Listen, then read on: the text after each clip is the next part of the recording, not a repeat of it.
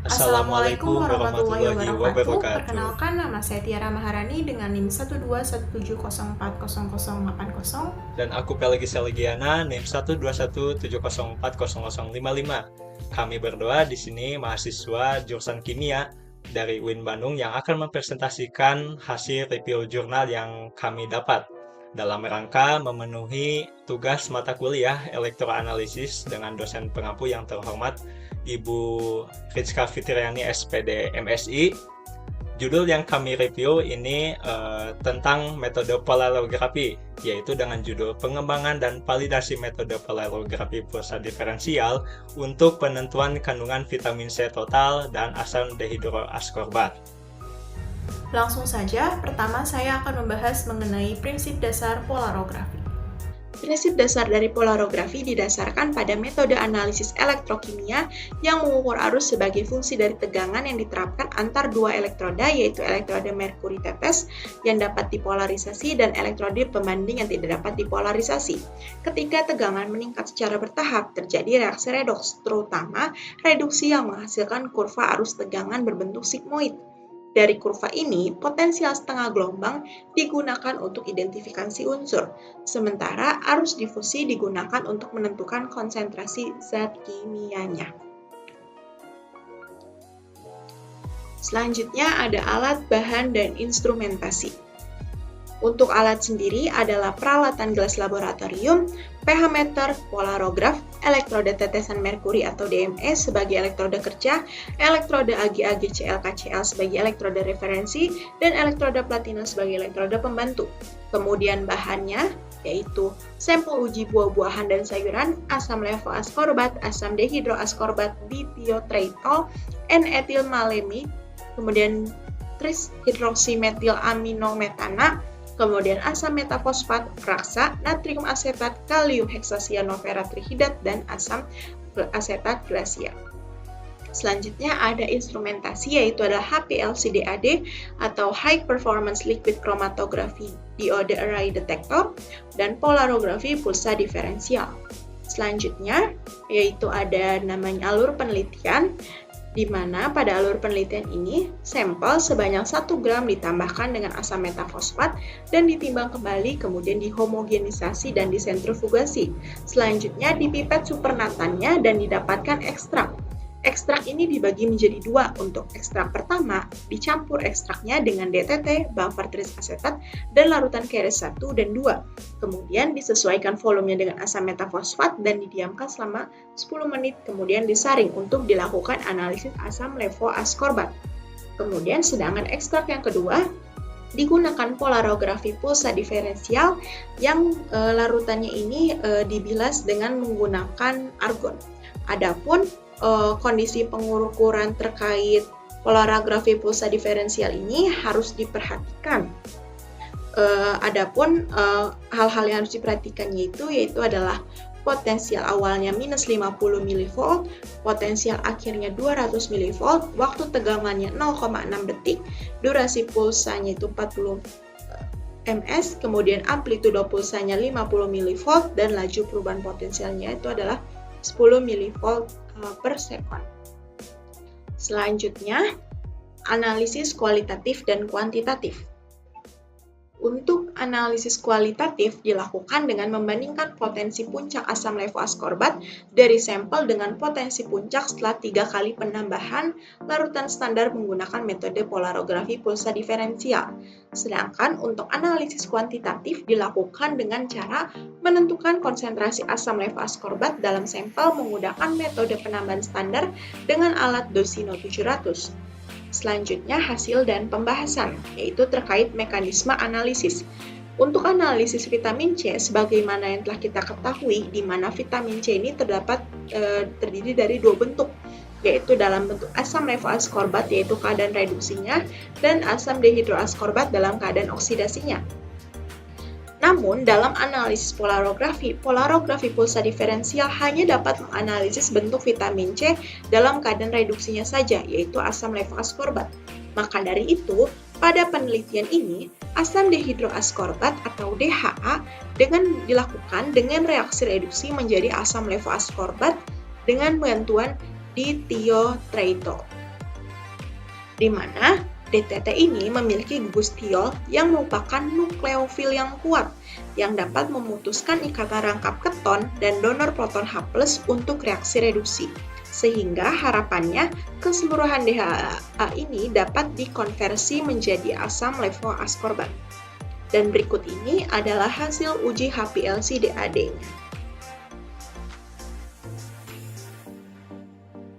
Hasil uji HPLC-nya DAD yaitu menunjukkan hasil pengujian tingkat pengurangan DHA dengan menggunakan DTT yang diubah ke asam levoaskorbat yang telah terjadi dengan secara efektif, di mana 4 ml larutan dithiotretol dengan konsentrasi 10 mmol per liter ditambahkan ke dalam 4 ml larutan asam dehidroaskorbat DHA, kemudian dengan menggunakan buffer trisasetat pH 8 berubah keasamannya menjadi pH 6 dan reduksi maksimalnya terjadi pada sekitar 5 menit. Hal ini dapat diidentifikasi pada grafik berikut ini.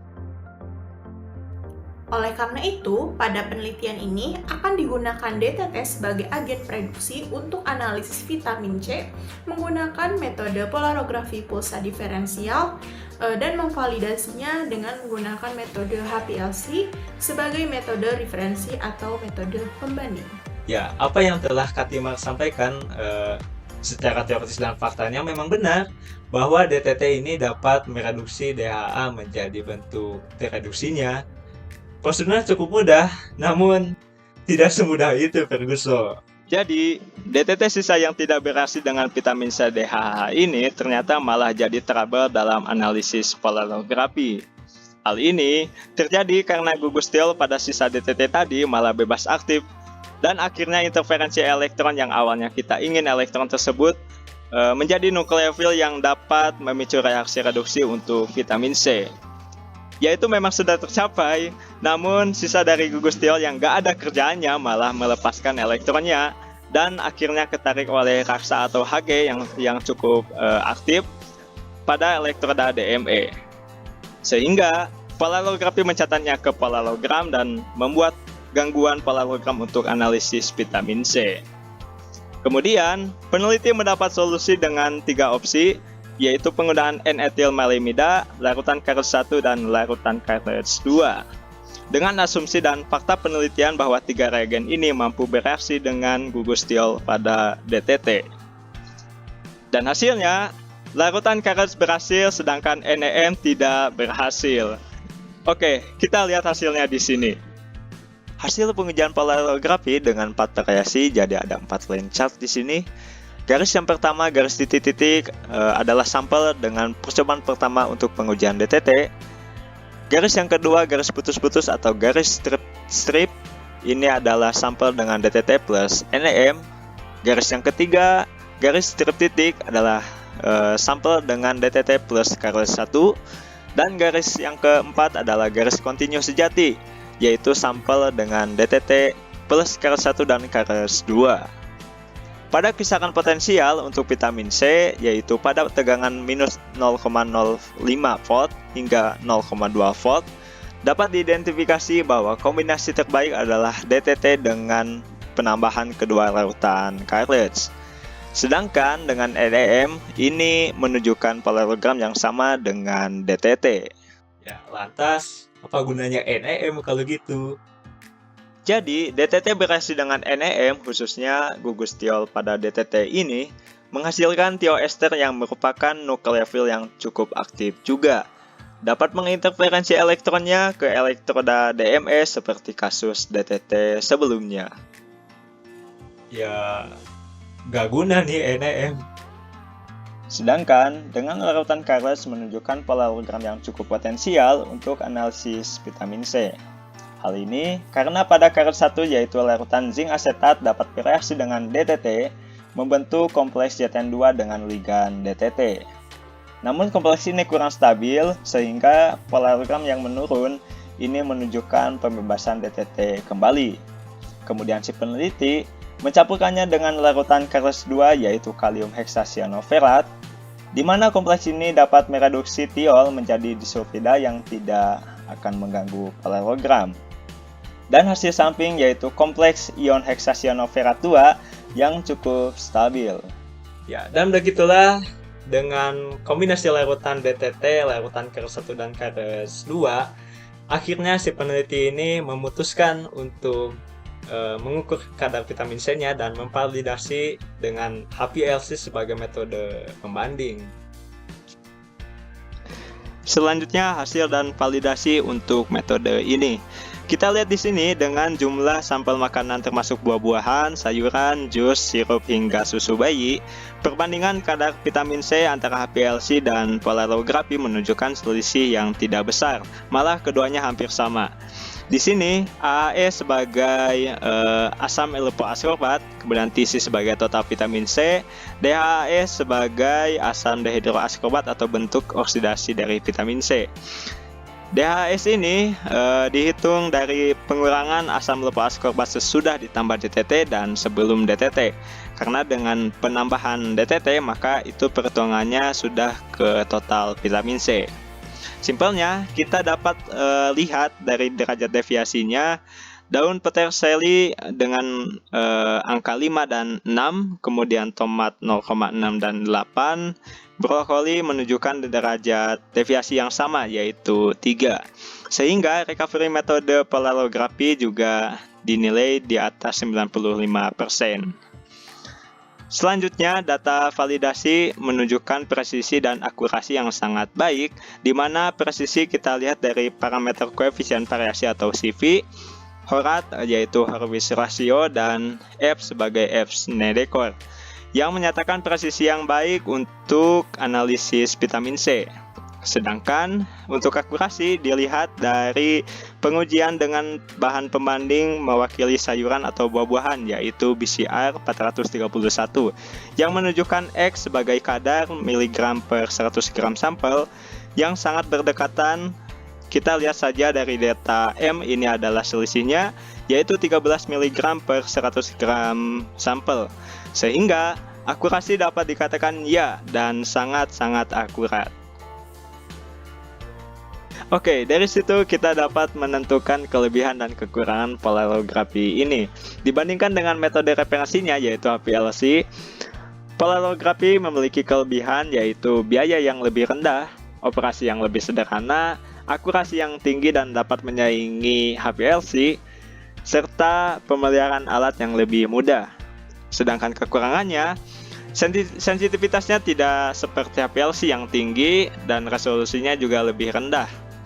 Sehingga sampelnya juga lebih terbatas karena polarografi lebih tergantung ke sampel-sampel yang bersifat elektrokimia. Kemudian akurasinya lebih rendah daripada HPLC dan aplikasinya juga tidak seluas daripada HPLC. Maka kesimpulannya, metode polarografi pusat diferensial terbukti menjadi alternatif yang andal dan efisien untuk penentuan kandungan vitamin C total dalam makanan. Dengan sensitivitas yang cukup, biaya rendah, dan waktu analisis yang singkat, metode ini setara dengan kromatografi cair kinerja tinggi atau HPLC dalam hal akurasi dan keandalan hasil. Validasi menunjukkan bahwa metode ini sangat cocok untuk analisis rutin, terutama pada sampel makanan yang tidak mengandung asam isoascorbat. Segitu saja review dari kami, kurang lebihnya mohon maaf. Apabila kalian suka dengan video ini, tolong like, share, dan subscribe. Terima kasih. Wassalamualaikum warahmatullahi wabarakatuh.